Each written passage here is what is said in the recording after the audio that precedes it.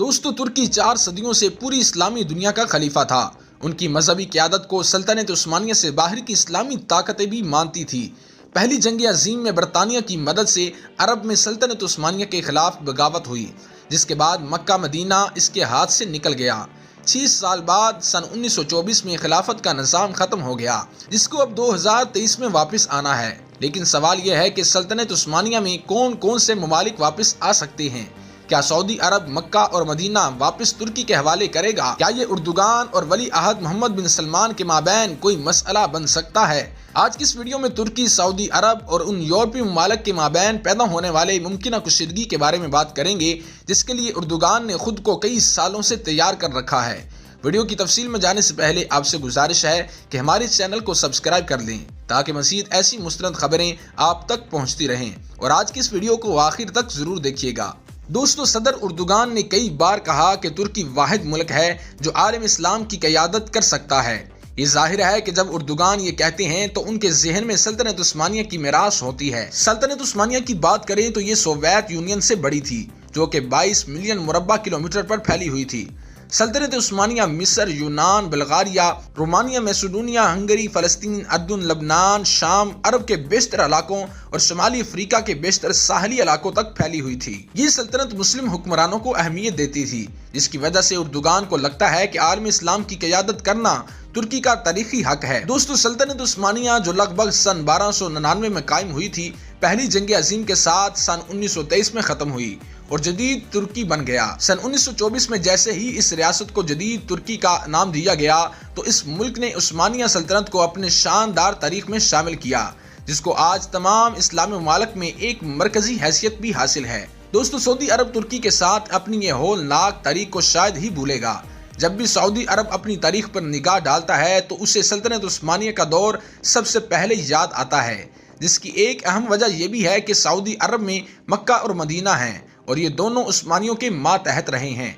और इसी हवाले से एक और हैरान कुन बात यह भी है कि सऊदी अरब के मौजूदा हुक्मरान 84 साला शाह सलमान और 34 साला वली अहद शहजाद मोहम्मद बिन सलमान अब्दुल्ला बिन सऊद के ही खानदान से ताल्लुक रखते हैं, जिनका आया सूफिया के सामने सर कलम किया गया था। दोस्तों, दूसरी जानिब सऊदी अरब को लगता है कि इस्लामी मुकद्दस मकामात मक्का और मदीना मुनव्वरा इसके पास हैं, जो ईवान सऊद के मातहत हैं, और हर साल पूरी दुनिया से 20 लाख से ज्यादा मुसलमान वहां आते हैं। ऐसी सूरत हाल में सिर्फ वही आलम इस्लाम की क़यादत कर सकता है। सल्तनत उस्मानिया के दोबारा क़याम में तीसरा खिलाड़ी ईरान है, जहां शिया लोग हैं। ईरान ये भी जानता है कि वो सुन्नी अक्सरियत इस्लामी दुनिया की रहनुमाई नहीं कर सकता, लेकिन ईरान को ये देखकर बिल्कुल बुरा नहीं लगता कि दो अहम इलाकाई हरीफ एक दूसरे के खिलाफ खड़े हुए हैं। सऊदी अरब और तुर्की के माबैन तसादुम पर मगरबी ममालिक का रद्द अमल ईरान के लिए दिलचस्प होता है। दोस्तों, अब बात करते हैं कि सऊदी अरब कैसे तुर्की की सल्तनत उस्मानिया को अपने लिए खतरा समझता है।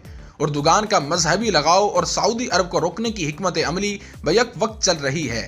उर्दुगान ने मुतअद्दिद बार सऊदी अरब को रोकने की कोशिश की। उन्होंने सऊदियों के खिलाफ कतर की हिफाजत के लिए अपनी फौजें भेजी, सोमालिया से सऊदी इत्तेहादियों को भगाया और बहरे अहमर में एक फौजी अड्डा बनाने के लिए एक जजीरे को लेज पर लेने का मुआहदा किया। इसके साथ ही उर्दुगान फलस्तीन और रोहिंग्या मुसलमानों के बारे में आवाज बुलंद करते हैं। इस्तांबुल अरब दुनिया के बागियों का पसंदीदा घर बन गया। वाशिंगटन इंस्टीट्यूट के स्कॉलर सोनर को गाप्ते ने दी न्यू सुल्तान के नाम से उर्दुगान की सवानही उमरी लिखी है। इस सवानही हयात में उन्होंने लिखा कि तुर्क सदर की खारजा उमूर की हिकमत अमली का हदफ ये है कि वो मुसलमान होने के एहसास से तफाखिर को वापस लाएं।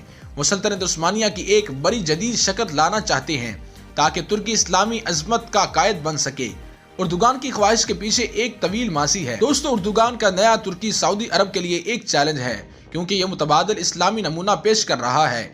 इससे सऊदी अरब की वजूद को खतरा है, क्योंकि तुर्की इस्लामी और जमहूरी दोनों ही है। इस सब के बावजूद ये भी हकीकत है कि उर्दुगान एक जमहूरिया पर हुक्मरानी कर रहे हैं, जहां पार्लिमान भी है, अपोजिशन भी है और सिविल सोसाइटी भी है, जबकि सऊदी अरब में ऐसा कुछ नहीं। गुज़िश्ता साल सऊदी दबदबे वाली इस्लामी ममालिक की तंजीम OIC को चैलेंज करते हुए कुआलालंपुर में एक इजलास हुआ, जिसमें ईरान, तुर्की और मलेशिया ने पुरजोर शिरकत की, लेकिन सऊदी इत्तेहादी ममालिक ने पाकिस्तान को इसमें शिरकत करने से रोक दिया था।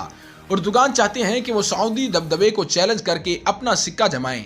انہیں لگتا ہے کہ OIC اسلامی ممالک کی آواز نہیں بلکہ سعودی ثوابدیدی کو پورا کرنے کا ذریعہ ہے۔ اردوغان OIC کے متوازی ایک تنظیم بنانے کی کوشش کر رہے ہیں۔ دوستو، ترکی کے شہر استنبول کے جس میوزیم آیا صوفیہ کو ماضی میں ملک کے صدر نے مسجد میں تبدیل کر دیا ہے، اس کے عین سامنے سن 1818 میں سعودی عرب کے شاہ عبداللہ بن سعود کا سر قلم کیا گیا تھا۔ سلطنت عثمانیہ کے فوجی شاہ عبداللہ بن سعود اور وہابی امام کو ایک زنجیر میں جکڑ کر استنبول لائے تھے۔ جب عبداللہ کا سر قلم کیا جا رہا تھا تو ایک بڑا ہجوم آیا۔ صوفیہ کے باہر جشن منایا جا رہا تھا۔ آیا صوفیہ کے باہر عبداللہ کی سربریدہ لاش کو 3 دن تک رکھا گیا تھا۔ اس دوران سلطنت عثمانیہ کے فوجیوں نے اس وقت کے سعودی دارالحکومت دیریا اور ریاض کے مفاذات میں حملہ کیا تھا۔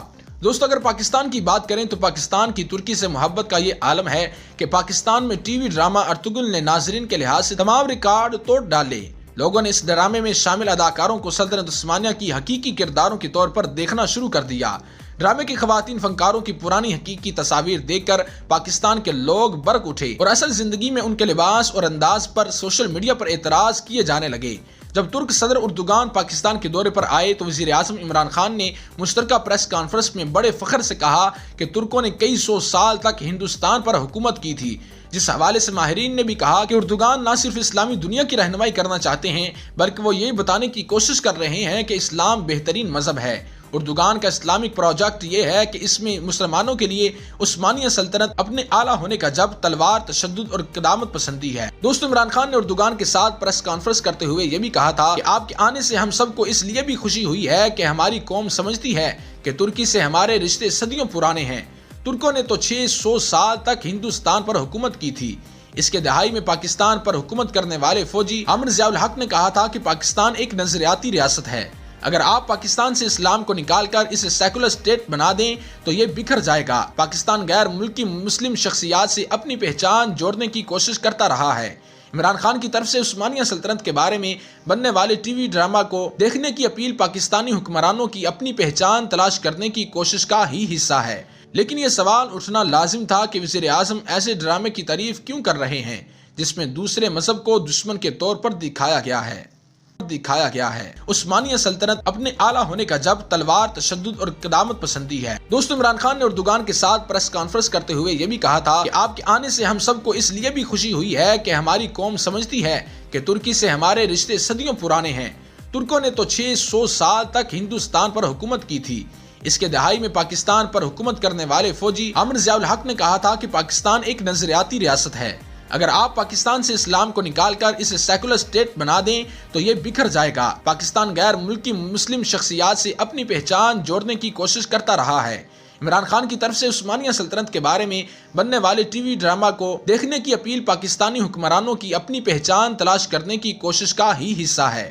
لیکن یہ سوال اٹھنا لازم تھا کہ وزیر اعظم ایسے ڈرامے کی تعریف کیوں کر رہے ہیں جس میں دوسرے مذہب کو دشمن کے طور پر دکھایا گیا ہے۔